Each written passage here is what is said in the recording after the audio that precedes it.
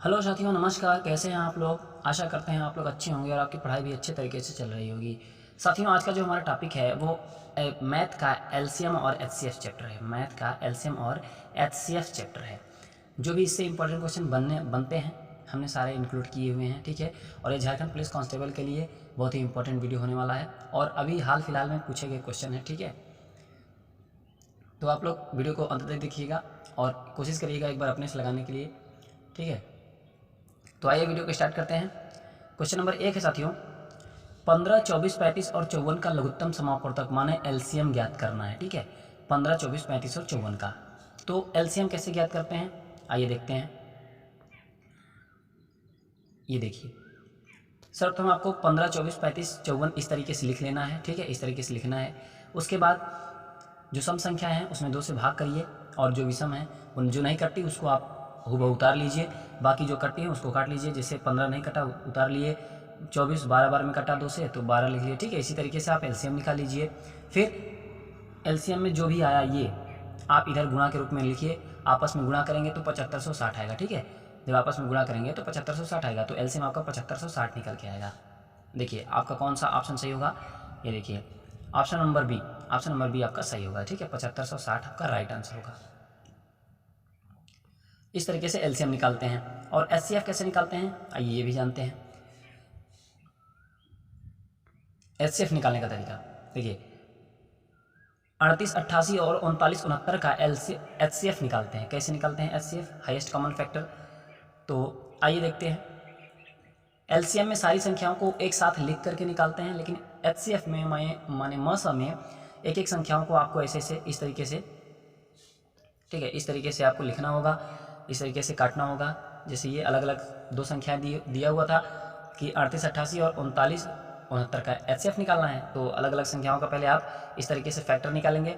Factor निकालने के बाद जब आप फैक्टर निकाल लेंगे तो इन्हीं फैक्टर को आपको यहाँ पे ऐसे इस रूप में लिखना है। देखिए इस रूप में आप लिख दिए फैक्टर को। उसके बाद दोनों में कॉमन फैक्टर को आपको देखना है। कॉमन फैक्टर आपको देखिए 3 3 3, आपको 4 ठो 3 कॉमन दिख रहे हैं, बाकी और कुछ नहीं दिख रहा है कॉमन।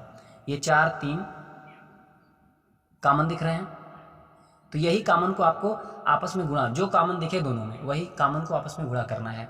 तो ये 3 का 3 बार में ऐसे 3 इंटू 3 इंटू 3 इंटू 3, ठीक है, इंटू 3 करके 3 त्रिका 9 त्रिक 27 81, तो आपका कितना हुआ 81, आपका राइट आंसर हो जाएगा। इस तरीके से निकालना है, ठीक है। तो एचसीएफ ऐसे निकलता है और एलसीएम उस तरीके से निकलेगा। अगर इसी का एलसीएम पूछता तो आपको क्या करना होता, अगर मान लीजिए एलसीएम पूछता इसी संख्या का, तब आपको इन दोनों को एक साथ निकालना होता, ठीक है। इन दोनों को मिला के एक साथ निकालना होता, उसके बाद गुणा करना होता, फैक्टर का एलसीएम निकलाता, ठीक है। अगला क्वेश्चन है, 3 संख्याएं 5:7:9 के अनुपात में हैं और उनका लघुत्तम समापवर्तक 34,650 है। उनका महत्तम समापवर्तक ज्ञात कीजिए। माने अनुपात में जब दिया हो, 3 संख्या अनुपात में हो और उनका ल सा दिया हो और म सा पूछता हो तो कैसे निकालेंगे, आइए जानते हैं। देखिए संख्या दोस्तों, आपको संख्याओं का गुणनफल गुणे म सा बराबर ल सा के होता है, ये फार्मूला याद रखिएगा, ठीक है। संख्याओं का गुणनफल गुणे म सा बराबर ल सा के बराबर होता है। तो संख्याओं का गुणनफल कौन कौन की संख्याएं थी, 579 संख्याएं थी। म सा आपसे पूछ रहा है, ल सा दिया है 34,650, ठीक है। अब आप हल कर लीजिए, म सा निकालेंगे तो 34,650 बटे 579, ये वाला नीचे आ जाएगा, ठीक है। अब काटा पीटी करेंगे तो 110 आएगा, तो म सा आपका 110 निकल के आ जाएगा, ठीक है। तो म सा आपका 110 निकल आ गया। तो आपका इसमें राइट आंसर कौन सा हो जाएगा, राइट आंसर आपका इसमें ए वाला सही हो जाएगा, ए वाला, ठीक है। तो ये था इस क्वेश्चन का करने का तरीका। अगला क्वेश्चन है क्वेश्चन नंबर 4। अगर कभी भिन्न में 3-4 संख्याएं या 2 संख्याएं, जितनी भी संख्याएं दी हों, उसका आप एलसीएम निकालना हो या एचसीएफ निकालना हो तो कैसे निकालेंगे, आइए उसको भी जानते हैं। देखिए फ्रैक्शन में दिया हुआ है, तो सर्वप्रथम आपको करना क्या होगा, ये फार्मूला याद रखिएगा। अगर किसी भी भिन्न का आपका म सा निकालना है तो पहले आप अंश का म सा निकालेंगे, फिर हर का ल सा निकालेंगे। अगर लसा निकालना हो तो अंश का लसा निकालेंगे, फिर हर का मसा निकालेंगे। ये फार्मूला याद रखिएगा, ठीक है। जब ये फार्मूला आप याद रखेंगे तो क्वेश्चन आसानी से सॉल्व हो जाएंगे। अब देखिए क्वेश्चन में क्या पूछा है, क्वेश्चन में पूछा है मसा, ठीक है। मसा पूछा है तो आपको कौन सा फार्मूला लगाना है, तब आपको ऊपर वाला फार्मूला लगाना है, ये वाला। तो भिन्न का मसा निकालने के लिए पहले अंश का मसा निकालते हैं, फिर हर का लसा निकालते हैं। तो देखिए आपका इस क्वेश्चन में ये अंश हुआ 12, 14 और 16, ये अंश हो गए। तो 12, 14, 16 का आपको क्या निकालना है, मसा निकालना है। तो मसा निकालेंगे तो देखिए यहाँ पे देखिए 12, 14 और 16 का मसा निकालना है। मसा अलग अलग निकलता है और लसा होता तो एक ही में करके तब फैक्टर निकालते। तो मसा निकाल लिए तो कितना आ गया, मसा आपका 2 आ गया, मसा 2 आ गया। अब हर का लसा निकालेंगे, तो हर का लसा निकालेंगे तो हर क्या क्या था, 5, 15, 17 था, 5 था, 15 था और 17 था। तो हर का जब लसा निकालेंगे तो लसा निकल के आएगा 255। आपस में जब फैक्टर का मल्टीप्लाई करेंगे तो 255 आएगा। फिर 255 आ गया तो फार्मूला क्या कहता था कि भैया अगर मसा निकालना है तो हमें अंश का मसा और हर का लसा निकालना होगा। तो हमने मसा भी निकाली और लसा भी निकाल लिया। अब फार्मूले पे रख दीजिए, मसा आपका 2 था, 2 निकल के आया था और लसा आपका 255, तो 2/255 आपका राइट आंसर होगा। अब ऑप्शन आप देख सकते हैं, ये देखिए क्वेश्चन है आपका 2/255 आपका राइट आंसर होगा, ठीक है। इस तरीके से आप फ्रैक्शन वाले क्वेश्चन सॉल्व कर सकते हैं।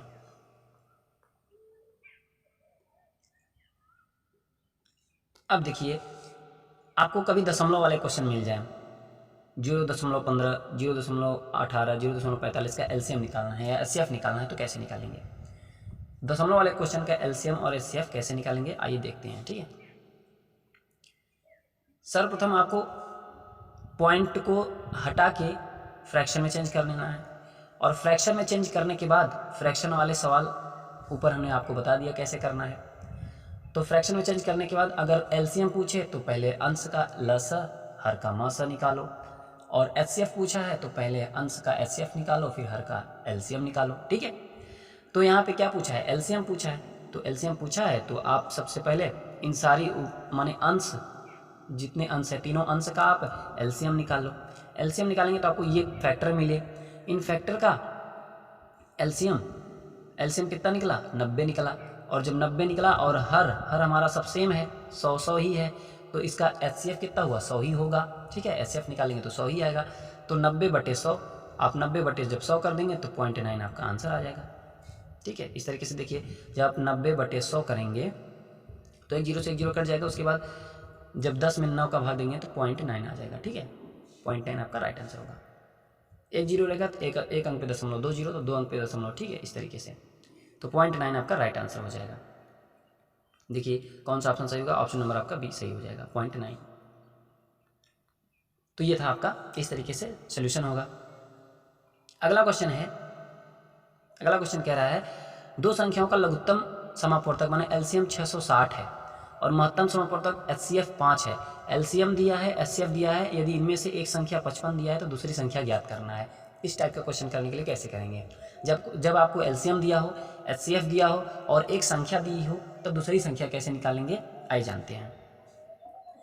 इन सब टाइप के क्वेश्चन को निकालने के लिए आपको एक फार्मूले की जरूरत पड़ेगी।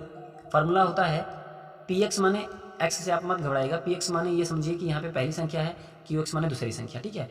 तो आप ए इंटू बी भी लिख सकते हैं, पहली संख्या ए मान सकते हैं, दूसरी संख्या बी मान सकते हैं, आप कुछ भी मान सकते हैं, एक्स वाई मान लीजिए, ए बी मान लीजिए, सी डी मान लीजिए, कुछ भी, ठीक है। तो हमने यहाँ पी एक्स क्यू एक्स माना है, ठीक है। तो पहली संख्या पी एक्स आप मान लीजिए, कुछ भी मान लीजिए। तो पहली संख्या ये है, दूसरी संख्या ये है। उसके बाद होता है लसा गुणे मसा, तो पहली संख्या गुणे दूसरी संख्या बराबर लसा गुणे मसा होता है, ये आपका फार्मूला होता है, ठीक है। पहली संख्या गुणे दूसरी संख्या बराबर लसा गुणे मसा। तो प्रश्न में हमें क्या दिया है, पहली संख्या दिया है 55, दूसरी संख्या पूछ रहा है, लसा दिया है 660 और मसा दिया है 5। तो दूसरी संख्या निकालने के लिए ये आपका 55 नीचे चला जाएगा, तो क्या हो जाएगा 660 गुणते 5, ये था ही, उसको नीचे 55 कर दिया, काटेंगे तो आएगा 60, तो आपका 60 आंसर होगा, ठीक है। तो कौन सा ऑप्शन सही होगा, देखिए ऑप्शन नंबर डी आपका राइट आंसर होगा।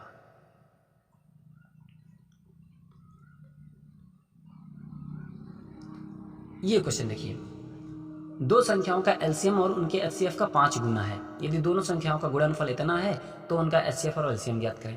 एलसीएम और एचसीएफ ज्ञात करना है। इसमें दोनों संख्याएं माने एचसीएफ लसा और मासा दोनों निकालना है। आपको कंडीशन क्या क्या दिया है कि दो संख्याओं का जो एलसीएम है वो एचसीएफ का 5 गुना है और दोनों संख्याओं का गुणनफल माने जो दो संख्या रहेंगी वो 20,480 हैं। ठीक है, तो आइए इन सब क्वेश्चन को हल करने के लिए कैसे करते हैं। आप प्रश्न को अच्छे से पढ़िएगा, उसके बाद आपको खुद समझ में आएगा। देखिए प्रश्न क्या है, पहली लाइन समझिए। कह क्या रहा है, दो संख्याओं का एलसीएम और उनके एचसीएफ का 5 गुना है, माने एलसीएम एचसीएफ का 5 गुना है। तो देखिए मैंने उसी ढंग से इसको लिखते हैं। ठीक है, ये लिखिए एलसीएम एचसीएफ का 5 गुना है, ये प्रश्न के हिसाब से हमने लिख लिया। ठीक है, अब एलसीएम और एचसीएफ अगर नीचे लाएंगे, एचसीएफ को अगर हम नीचे लाएंगे तो एलसीएम अपान एचसीएफ हो जाएगा, तो 5:1 रेशियो बना। तो रेशियो में 5:1 बन गया। तो मान लेते हैं एलसीएम हमारा 5 था और एचसीएफ कितना था, ए है। रेशियो करेंगे तो 5:1 ही आएगा। तो माना एलसीएम 5 है और एचसीएफ ए आ गया। ठीक है, उसका तो वही वाला फार्मूला, पहली संख्या गुणे दूसरी संख्या बराबर लसा गुणे मासा, यह फार्मूला स्टैंडर्ड रखिए। दोनों संख्याओं का गुणनफल दिया था 20,480, हमने रख दिया। और एलसीएम 5a और एचसीएफ ए था, तो गुणा करेंगे तो 5a स्क्वायर आ जाएगा इधर, जब 20,480 ही रहेगा। ठीक है, उसके बाद ए 5 नीचे चला जाएगा, 5 नीचे आ गया तो ए स्क्वायर बचा, काटेंगे 40×96 आएगा। उसके बाद फिर ए जब स्क्वायर वर्गमूल निकाल देंगे 40×96 का, 40×96 आया कट के 40×96। अरे देखिए यहाँ पे ये देखिए फार्मूला ये था px/qx इंटू एलसीएम एचसीएफ। उसके बाद ये संख्या दी हुई थी, दोनों संख्याओं का गुणनफल क्वेश्चन में दिया हुआ था, 5a और a आप मान ही लिए हैं। उसके बाद जब आप गुणा करेंगे तो ये आएगा ये। फिर जैसे आप नीचे 5 को हर में लाएंगे, यहाँ नीचे लाएंगे, तो जब काटेंगे 20,480 को 5 से तो 40×96 आएगा। ठीक है, 40×96 अब आ गया ए स्क्वायर बराबर 40×96। ठीक है, ए स्क्वायर बराबर 40×96 आ गया। अब 40×96 का वर्गमूल निकालना है, तो वर्गमूल निकालेंगे तो कितना आएगा, 64 आएगा। तो ए बराबर 64 आया, तो एलसीएम आपका ए बराबर 64 आया। तो देखिए आप माने हुए थे कि एलसीएम हमारा कितना है, 5a है और एचसीएफ ए है, तो ए बराबर आपका निकल के आ गया 64। जब ए बराबर 64 आ गया तो एलसीएम आप 5a माने थे, तो 5 ये है और एक जगह पे 64 रख दिया, गुणा करेंगे तो 320 आएगा। और एचसीएफ हमारा ए ही था, तो ए का मान 64 आया, 64 रख दिया। तो एलसीएम 320 और एचसीएफ 64 था। कौन सा ऑप्शन सही होगा, ये देखिए 64 और 320, ऑप्शन नंबर ए आपका राइट आंसर होगा। ठीक है, तो इस तरीके से ये सोल्यूशन था। जब आपकी प्रैक्टिस पड़ जाएगी तो आप इस सब क्वेश्चन को बहुत जल्दी करेंगे, अभी तो समझाने के लिए इतना टाइम लग रहा है। अगला क्वेश्चन है, दो संख्याओं का एचसीएफ मौसा दिया है 17 और उनके एलसीएम के अन्य दो कारक 11 और 19 हैं, दो संख्याओं में से छोटा है। एलसीएम के दो कारक दिए हुए हैं 11 और 19। ठीक है, तो एलसीएम दो दिए हैं 11 19 और एचसीएफ 17 पता है। तो आइए देखते हैं कैसे इसका सोल्यूशन होगा। एचसीएफ 17 है और एलसीएम के दो कारक दिए हुए हैं 11 19। ठीक है, देखिए इस तरीके से 11 19 दो घटक दिए हुए थे एलसीएम का, और जब अलग अलग हो 11 जैसे रेशियो में था तो आपने गुणा करके एलसीएम के बराबर किया था, तो ऐसे ही जब फैक्टर ना बन रहे हो 11 19, इसमें कोई फैक्टर नहीं है, अभाज्य संख्याएं हैं और इसमें कोई कॉमन नहीं है। जैसे कि 22 होता और 38 होता तब आपका इसमें कॉमन निकलता, दो निकलता। ठीक है, 11 दूना 22 होता, ये 11 दूना, जैसे अगर संख्या 22 होती और 38 होता तब क्या होता, 11 गुणित 2 ये होता और ये 19 गुणित 2 होता, तो 2 इसमें कॉमन फैक्टर निकल गया था ना, तब आपको 2 अलग कर लेना होता। लेकिन यहाँ पे देखिए क्वेश्चन में क्या है, 11 19 है, जब आप एलसीएम के जो भी घटक दिए हों उसमें एचसीएफ का मल्टीप्लाई करेंगे, छोटी वाले में करेंगे तो छोटी संख्या निकल के आएगी और बड़ी वाले में करेंगे तो बड़ी संख्या निकल के आएगी। क्वेश्चन को एक बार फिर से पढ़िए, देखिए कह रहा कि एचसीएफ 17 है, एचसीएफ हमारा 17 है और एलसीएम के अन्य दो कारक 11 19 हैं, दो संख्याओं में से छोटा है। तो आपको करने का तरीका ये है कि आप दोनों संख्याओं को लिखिए और एचसीएफ में गुणा करिए।